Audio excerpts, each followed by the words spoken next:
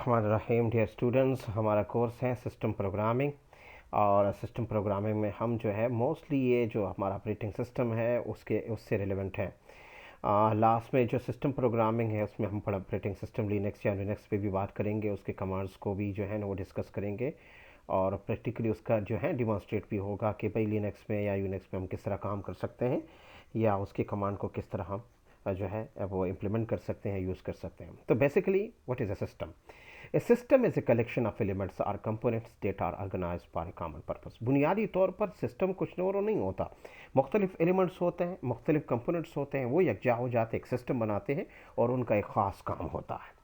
A collection of elements or component that are organise for a common. आप देखिए आपका जो बॉडी सिस्टम है ये मुख्तलिफ अज़ा का कम्बिनेशन है, लेकिन इनका काम क्या होता है? एक होता है आपके हाथ, आपके पाँव, आपके आंखें, आपका जो भी आप जिस्म ले लें, वो सारा तौर पर आपका पूरा बॉडी एक सिस्टम है। लेकिन इस सिस्टम में मुख्तलिफ कंपोनेंट्स होते हैं। जब आप वॉक करते हो तो सिर्फ ये नहीं होता आपके वॉकिंग में क्या सिर्फ पाँव आपके साथ नहीं देते, पूरा सिस्टम साथ देता है। आपके हाथ भी आपके साथ होते हैं, आपकी आंखें भी वहाँ पे काम करती हैं, आपके समाते कान भी वहाँ पे काम करते हैं। तो पूरी तरह पूरा सिस्टम जो होता है वो मखसूस काम करता है। प्रोग्राम में कुछ और नहीं होता, ये कोड होता है। क्या होता है? ये कोड होता है बेसिकली तौर पर, और ये मुख्तलिफ कोड्स का कम्बिनेशन होता है जो कि एक मखसूस काम करता है। So programming is a code are written in a programming language with the computer can understand in use to perform a task or solve a problem. Program बुनियादी तौर पर कोड होता है, कमांड्स होते हैं ये कोड, और ये किसी प्रोग्रामिंग लैंग्वेज में हो सकता है, सी हो, सी प्लस प्लस हो, सी शार्प हो, वी बी डॉट नेट हो, जावा हो, PHP हो, जो भी हो, एक लैंग्वेज में आपने कोड लिखी है और ये कोड हम इसको क्या कहते हैं? प्रोग्राम कहलाते हैं। और फिर ये क्या करता है? हमारे लिए एक मखसूस काम करता है। ये कंप्यूटर इसी कोड को, ये एक मशीन लैंग्वेज है, आप कहते हो फला लैंग्वेज है, डिंगना लैंग्वेज है, ये सारा कुछ वो कंप्यूटर अंडरस्टैंड करता है, समझता है उस कोड को, और उसी के मुताबिक वो क्या करता है?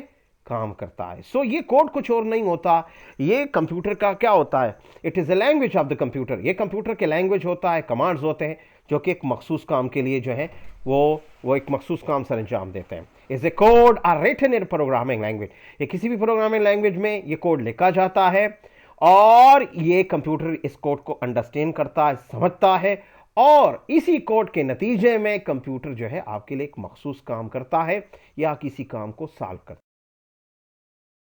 है। इनको कंबाइन करते हैं।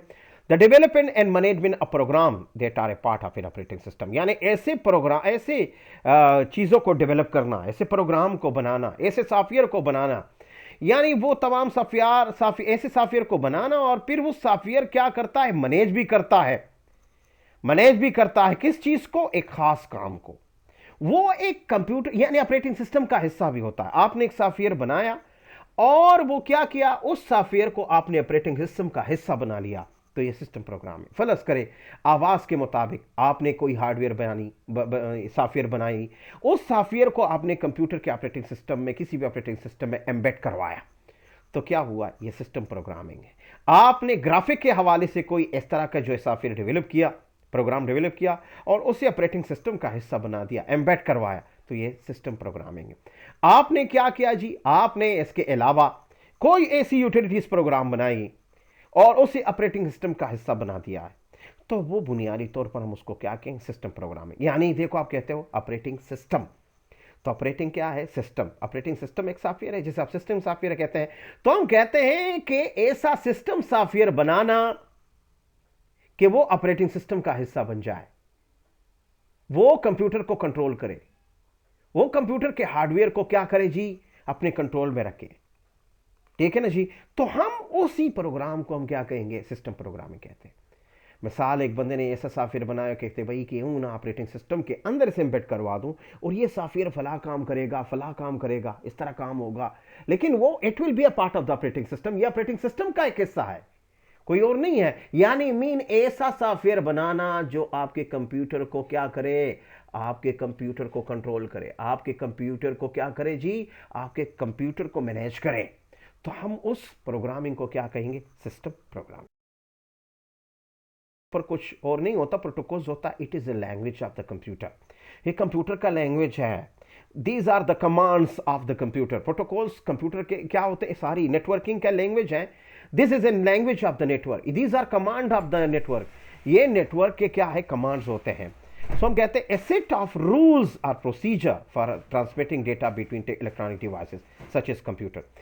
यानी मीन इलेक्ट्रॉनिक डिवाइसेस के दरमियान जब डेटा एक जगह से दूसरी जगह जाता है, एक कंप्यूटर से दूसरे कंप्यूटर को, एक मोबाइल से दूसरे मोबाइल, एक मोबाइल से कंप्यूटर के बीच, तो ये जो डेटा आपके पास जो है वो इस तरह शिफ्ट होता रहता है इलेक्ट्रॉनिक डिवाइसेस पे, डेटा एक जगह से दूसरी जगह जाता है, ये प्रोटोकॉल के तहत जाते हैं, ये प्रोटोकॉल के ऊपर काम, यानी मीन ये प्रोटोकॉल इनको कंट्रोल करता है। अगर ये प्रोटोकॉल बीच में से आप निकाल दे तो फिर ये इस तरह नहीं करेगा।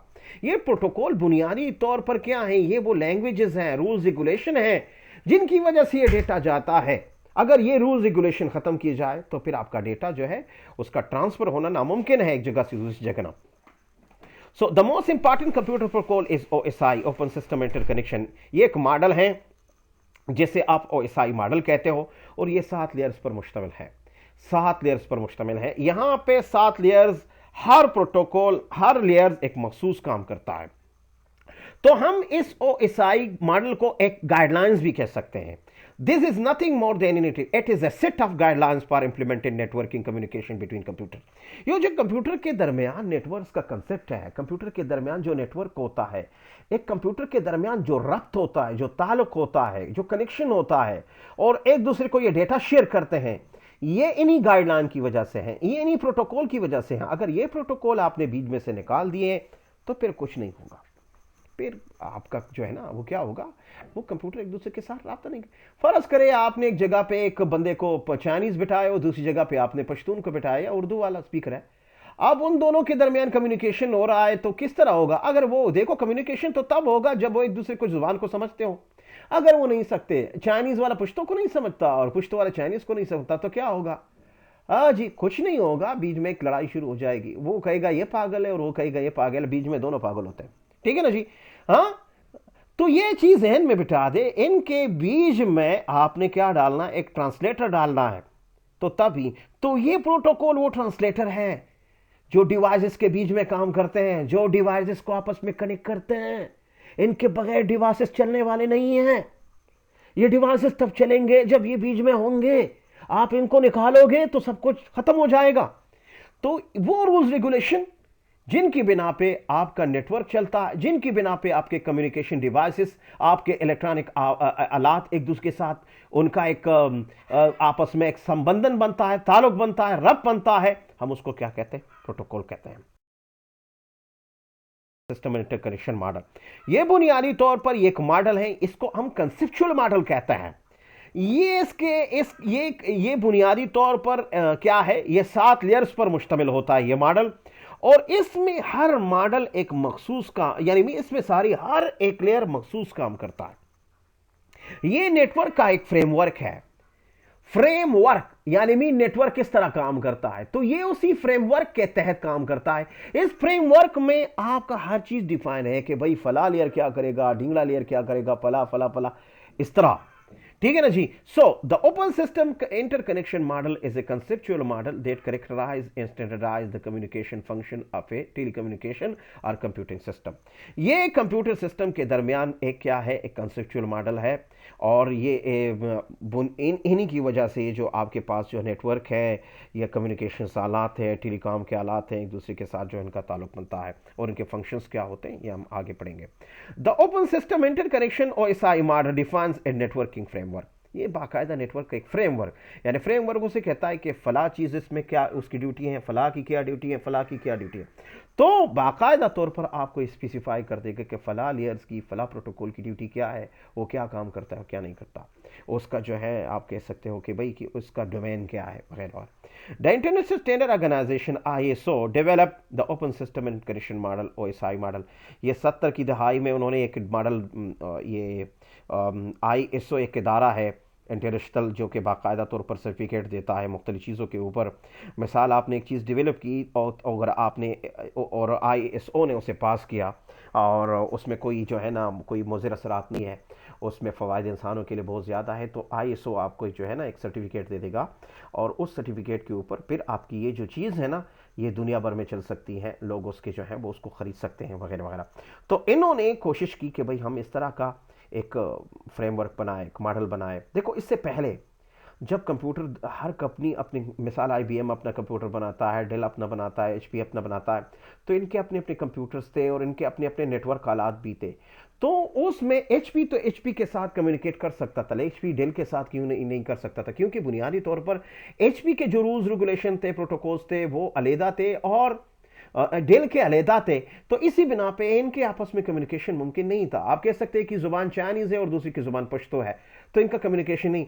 तो बीच में फिर OSI मॉडल लाया गया, ये फ्रेमवर्क लाया गया कि भाई आपने तमाम तर इलेक्ट्रॉनिक डिवाइसेस को, जितने भी मैन्युफैक्चरिंग डिवाइसेस हैं, कंपनियां हैं, इनको पाबंद बनाना है कि वो इन्हीं प्रोटोकॉल पे काम करेंगे। अगर इन्हीं प्रोटोकॉल पे काम करेंगे तो मुख्तलिफ नेटवर्क्स की जो कंपनियां हैं या मुख्तलिफ आलात हैं, मुख्तलिफ डिवाइसेस हैं, वो एक दूसरे के साथ कम्युनिकेशन रखेंगे। अगर ये इन्हीं यानी इस फ्रेमवर्क से वो हट के जाएंगे तो फिर नामुमकिन है।